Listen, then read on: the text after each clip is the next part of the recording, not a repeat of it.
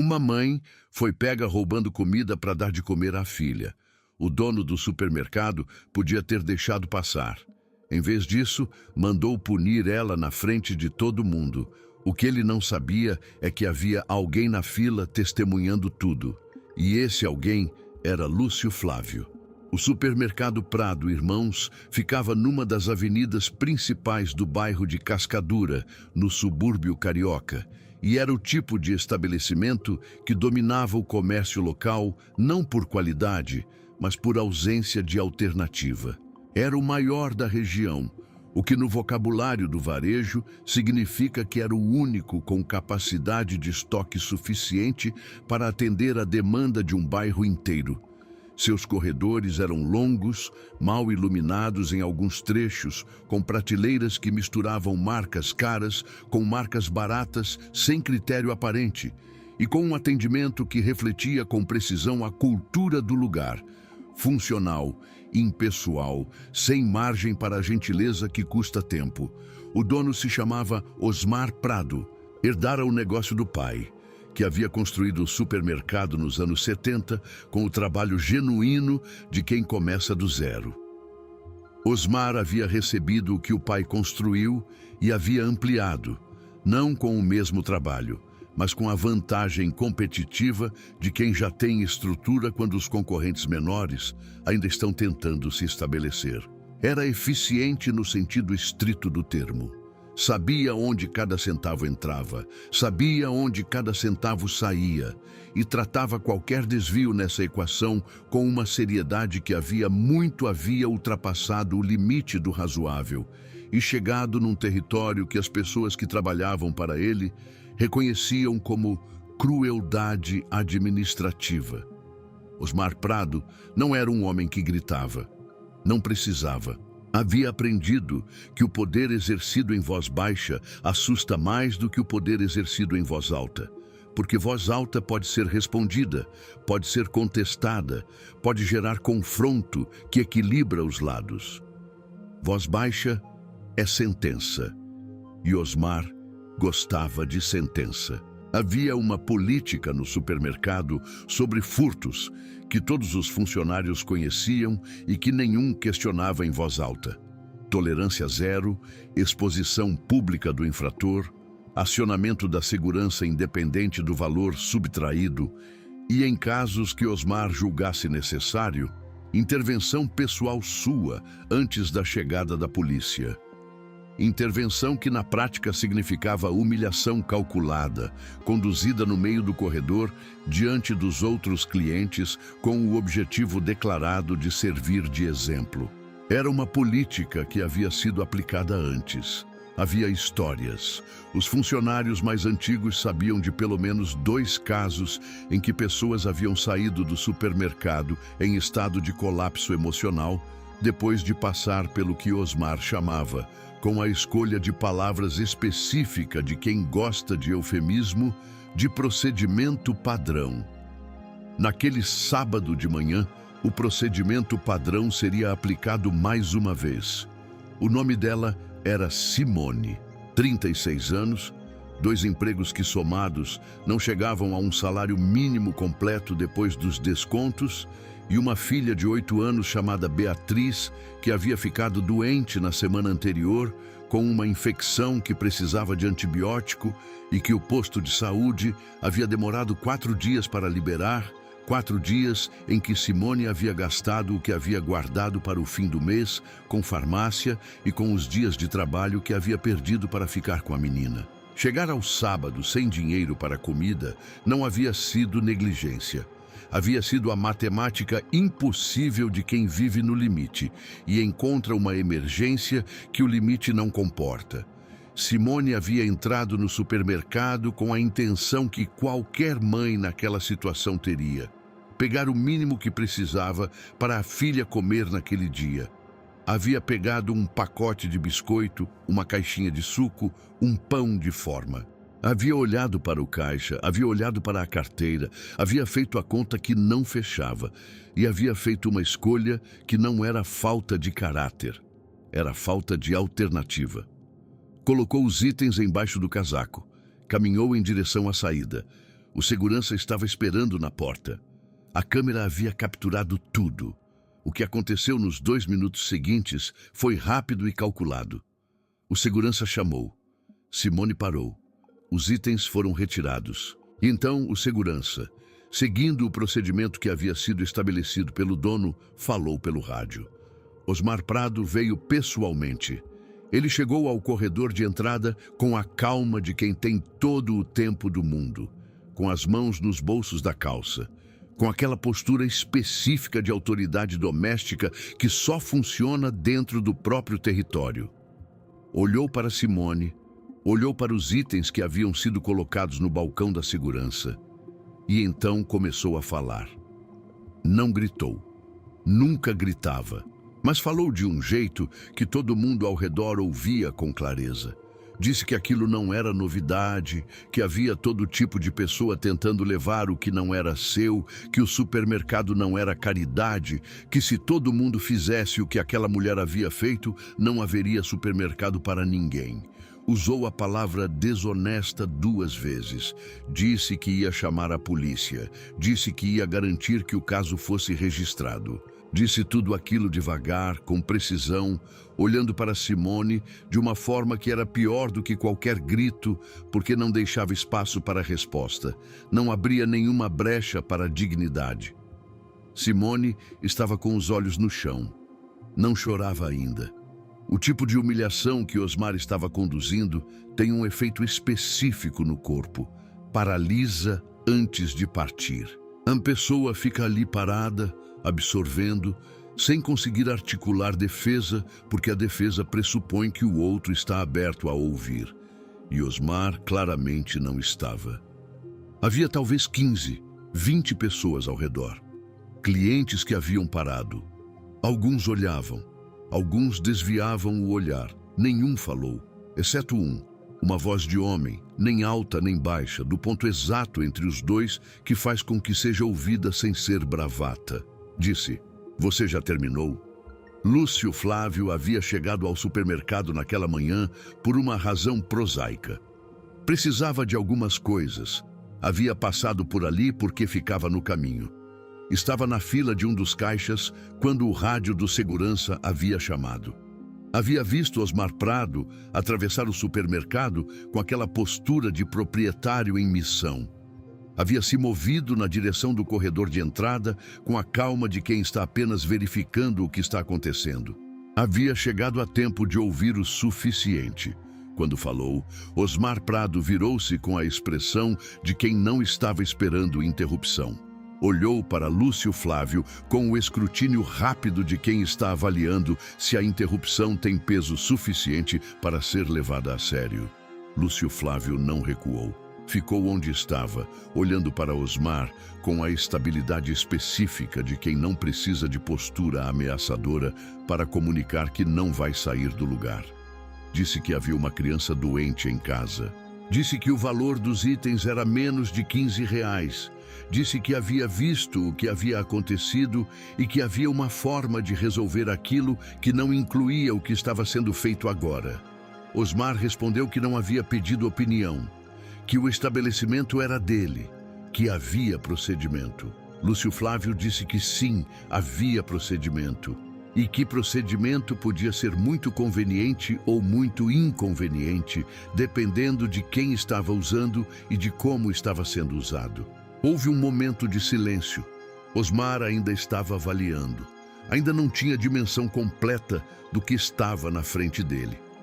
Lúcio Flávio virou para o segurança, não para Osmar, e disse que ia pagar pelos itens. Tirou o dinheiro do bolso, colocou no balcão, em valor suficiente para cobrir o que havia sido pego e mais um pouco. Então voltou o olhar para Osmar e disse, em voz que apenas os dois conseguiam ouvir claramente, que aquela conversa não havia terminado, que havia outras questões que precisavam ser tratadas e que ia ser conveniente para Osmar estar disponível nos próximos dias. Não era ameaça no sentido performático, era informação, e o tom com que havia sido dito comunicava que era exatamente isso. Osmar Prado ficou em silêncio, deixou Simone ir. Simone saiu do supermercado com os itens e com aquela mistura específica de alívio e vergonha que não dissolve facilmente, porque alívio e vergonha não se cancelam, coexistem. E a vergonha às vezes pesa mais do que o alívio mesmo quando o perigo passou. Lúcio Flávio a acompanhou até a calçada, não de forma protetora no sentido que constrange, mas simplesmente caminhando junto até o ambiente externo.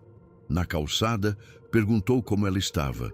Ela disse que sim, estava bem, com a resposta automática que as pessoas dão quando a pergunta real é maior do que a resposta disponível.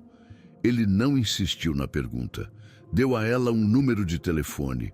Disse que era de uma mulher chamada Dona Lúcia, que trabalhava numa associação de bairro, que sabia como acessar cestas básicas emergenciais e como agilizar benefícios que as pessoas tinham direito, mas que o sistema tornava difícil de alcançar sem que alguém soubesse os caminhos.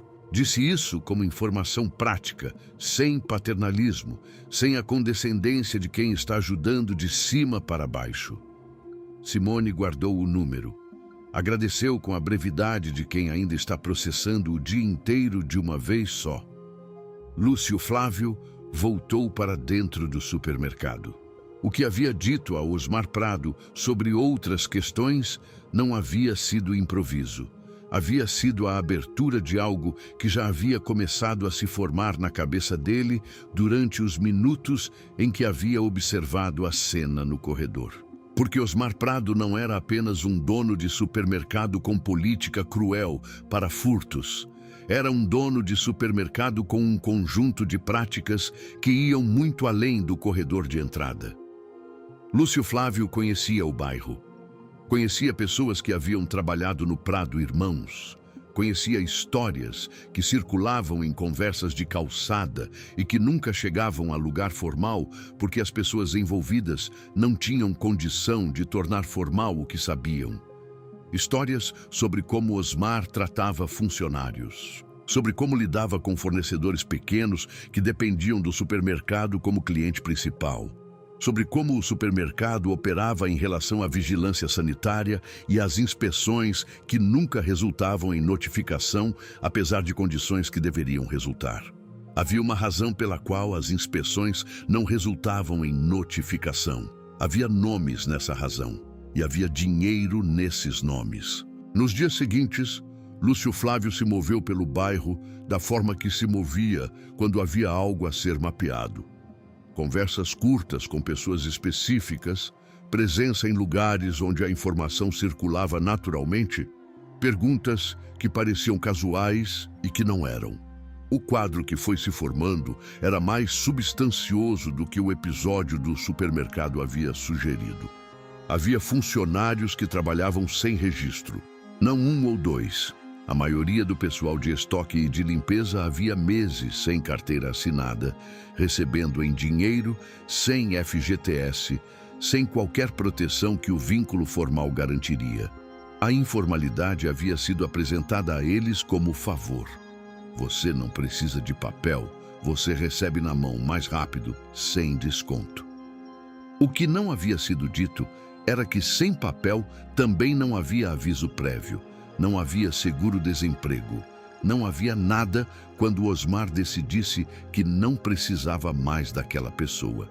Havia uma mulher chamada Nilda, que havia trabalhado 8 anos no supermercado sem registro e havia sido mandada embora 3 meses atrás, quando havia pedido para regularizar a situação. 8 anos sem nenhum direito acumulado, sem nenhuma indenização, sem recurso prático disponível. Porque provar o vínculo sem registro exigia processo trabalhista que custava tempo e dinheiro que ela não tinha. Havia um fornecedor de hortaliças, um homem chamado Seu Antônio, que tinha uma pequena propriedade na Baixada, que havia fornecido para o Prado Irmãos por anos e havia sido pressionado progressivamente por prazos de pagamento cada vez mais longos até chegar a 90 dias.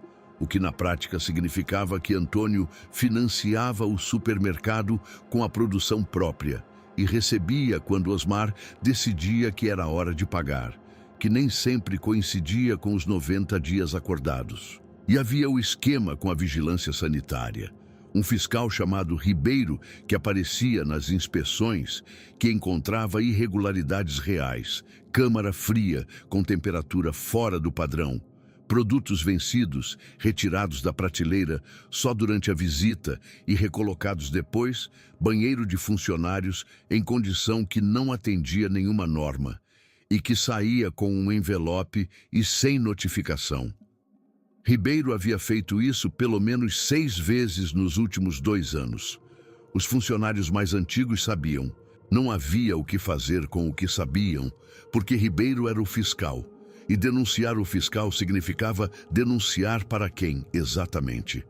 Lúcio Flávio reuniu tudo aquilo com a paciência de quem entende que agir antes de ter o quadro completo é desperdiçar a oportunidade de agir bem. Quando teve o suficiente, identificou os pontos de intervenção. O problema dos funcionários sem registro era o mais direto. Havia uma delegacia do trabalho no município que, em teoria, existia para exatamente esse tipo de situação. O problema era que denúncias anônimas naquela delegacia tinham histórico de não avançar com a velocidade que a situação exigia. Havia um auditor fiscal do trabalho, porém, que havia chegado recentemente, transferido de outro estado, e que tinha reputação de conduzir as coisas pelo livro sem o filtro que o ambiente local havia criado.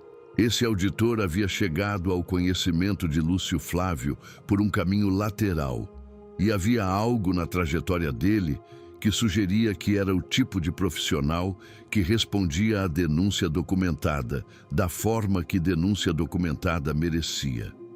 A questão do fiscal Ribeiro era mais delicada.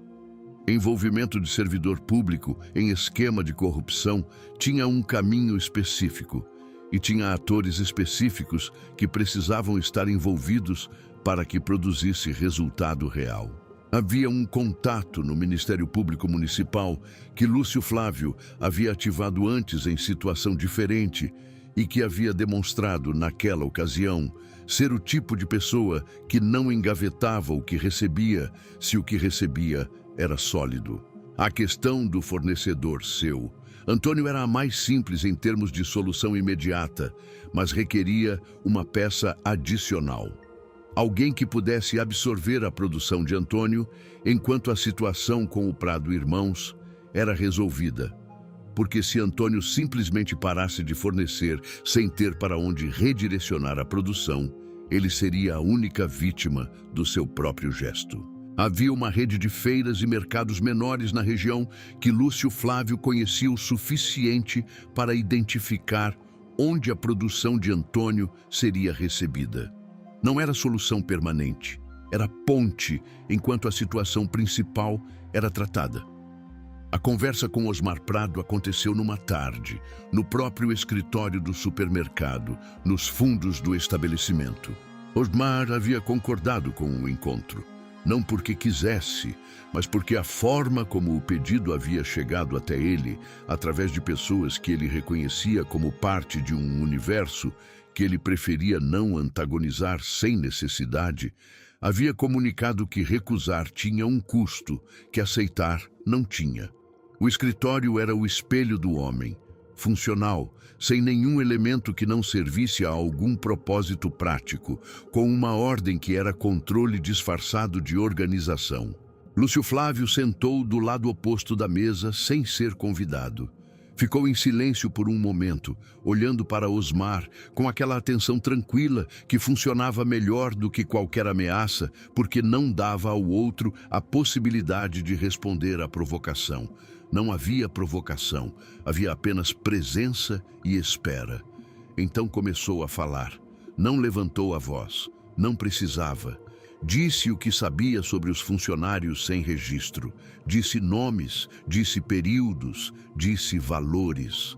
Viu o rosto de Osmar mudar enquanto entendia que aquilo não era suposição. Disse o que sabia sobre o fiscal Ribeiro. Disse datas de visita, disse valores aproximados. Disse que havia mais de uma pessoa disposta a confirmar o que havia acontecido em cada uma dessas visitas. Disse o que sabia sobre seu Antônio E sobre os prazos de pagamento? Depois ficou em silêncio. Deixou aquilo pousar. Osmar tentou falar. Disse que havia formas de ver aquilo de perspectivas diferentes. Que os funcionários haviam escolhido o acordo informal. Que o fiscal era questão de relacionamento institucional. Que os prazos com fornecedores eram negociação comercial normal. Lúcio Flávio deixou ele terminar. Então disse que havia duas possibilidades. A primeira era que o supermercado regularizasse os vínculos trabalhistas dos funcionários, que os pagamentos devidos a seu Antônio fossem quitados em prazo razoável e que o esquema com o fiscal Ribeiro fosse encerrado imediatamente. A segunda era que as informações que havia reunido chegassem aos destinos onde produziriam consequência. Auditor fiscal do trabalho, Ministério Público e um jornalista de um veículo regional que havia demonstrado interesse em matérias sobre práticas comerciais abusivas no subúrbio carioca. Disse que a escolha era de Osmar, que havia até o fim da semana para demonstrar que a primeira possibilidade estava sendo seguida e que se houvesse qualquer represália contra qualquer uma das pessoas envolvidas, funcionários, fornecedor, qualquer pessoa, a segunda possibilidade seria ativada imediatamente de qualquer forma. Depois se levantou, agradeceu pelo tempo e saiu do escritório. Osmar Prado ficou sentado atrás da mesa por um tempo depois que Lúcio Flávio saiu. Não havia sido a conversa que havia esperado quando havia concordado com o encontro. Havia esperado algo mais negociável, algo onde dinheiro resolvesse, onde a conversa terminasse com um acordo que mantivesse tudo essencialmente como estava. O que havia recebido era diferente. Era alguém que não queria nada para si. E esse tipo de interlocutor era o mais difícil de manejar, porque não havia moeda de troca disponível. Na quarta-feira seguinte, 3 funcionários que haviam trabalhado por meses, sem registro, foram chamados ao escritório e informados que seriam registrados com data retroativa dentro do possível legalmente. A regularização não cobriria todo o período informal. Havia limites práticos para o que podia ser documentado retroativamente, mas cobriria o suficiente para criar vínculo formal com os direitos que vinham junto. Nilda, que havia sido mandada embora depois de pedir regularização, recebeu uma proposta de acordo extrajudicial que não era o que deveria ter recebido, mas era substancialmente mais do que havia recebido antes, que era nada. Seu Antônio recebeu pagamento dos valores em aberto dentro de 10 dias. Não voltou a fornecer para o Prado Irmãos. Havia encontrado, através da conexão que Lúcio Flávio havia ativado, um acordo com 2 mercados menores que pagavam em 30 dias e que eram menos do que o volume do supermercado, mas muito mais confiáveis. Era sustentável, era o que ele precisava. O fiscal Ribeiro desapareceu do circuito do Prado Irmãos. A visita seguinte de vigilância sanitária foi conduzida por outro fiscal. Resultou em 2 notificações por irregularidades reais e foi tratada por Osmar com a urgência de quem entende que o custo de não tratar havia aumentado significativamente. Simone ligou para Dona Lúcia na semana seguinte ao episódio do supermercado. Havia hesitado por alguns dias. Havia algo naquele tipo de ajuda que precisava de uma preparação interna específica. A disposição de aceitar que precisar de ajuda não era fracasso. Quando ligou, Dona Lúcia atendeu com a prática direta de quem já havia tido essa conversa muitas vezes e que sabia exatamente o que dizer para que o lado outro da ligação não se sentisse menor por estar ligando. A cesta básica chegou na semana seguinte. O processo para acesso ao benefício social, que Simone tinha direito, mas nunca havia conseguido navegar o sistema para acessar, foi iniciado com o acompanhamento de uma das pessoas da associação que conhecia os formulários e os atalhos que o sistema não anuncia, mas que existem para quem sabe onde procurar. Beatriz se recuperou da infecção. Voltou à escola. Passou uma tarde inteira fazendo o dever de casa na mesa da cozinha, enquanto a mãe preparava o jantar, que era uma cena tão ordinária que só era notável se você soubesse o que havia acontecido na semana anterior para que essa ordinariedade fosse possível. Simone não sabia o nome do homem que havia pago os itens no supermercado. Havia ficado com o número de Dona Lúcia e com a memória de uma voz que havia falado no corredor quando ninguém mais havia falado. Era o suficiente para o que precisava ser, que era a memória de que havia pessoas que escolhem ver o que está acontecendo e agir sobre o que vem. Osmar Prado continuou administrando o supermercado. Continuou sendo o que era na essência. Um homem para quem o lucro era a linguagem principal e tudo mais era tradução. Mas havia algo que havia mudado no cálculo que fazia. Havia um custo novo associado a certas práticas, um custo que não era mais hipotético, que havia se tornado concreto numa tarde de escritório com um homem sentado do lado oposto da mesa. Não havia se tornado uma pessoa diferente. Pessoas não mudam estruturalmente por uma conversa. Mas havia ajustado o comportamento da forma que as pessoas ajustam quando o custo de um comportamento aumenta suficientemente. Com o pragmatismo frio de quem entende que certos modos de operar deixaram de ser rentáveis. Era menos do que justiça completa. Era mais do que o que havia existido antes. Lúcio Flávio não havia buscado transformação moral de Osmar Prado. Havia buscado consequência para o que havia sido feito e proteção para o que poderia continuar sendo feito. Consequência e proteção eram resultados tangíveis que não dependiam de nenhuma mudança interior de ninguém. Dependiam apenas de que o custo de certas ações fosse suficientemente claro para que as ações mudassem. Era uma visão de mundo pragmática. Era a única que havia demonstrado, ao longo de tudo que havia vivido, produzir resultados reais em situações reais. Há um tipo de crueldade que se esconde atrás de procedimento, que usa as regras como cobertura para o que, no fundo, é apenas vontade de exercer poder sobre quem não pode resistir. Osmar Prado havia exercido esse tipo de crueldade por anos, contra funcionários, contra fornecedores, contra uma mãe que havia roubado biscoito e suco e pão porque a conta do mês não havia fechado. Havia funcionado porque a maioria das pessoas que sofreram com isso não tinha como chegar em nenhum lugar que produzisse consequência. O que mudou naquele sábado foi apenas que havia alguém na fila que parou, que viu, que decidiu que havia algo a ser feito e foi atrás do que precisava para fazê-lo. Às vezes é isso. Às vezes, é apenas alguém que para onde os outros passam. Se você chegou até aqui, você já sabe que existem outras histórias assim. Histórias de poder pequeno e crueldade cotidiana e de pessoas que recusaram aceitar que era assim que as coisas tinham que ser. No próximo episódio, mais uma delas. Uma que ficou guardada por tempo demais. Fica aqui.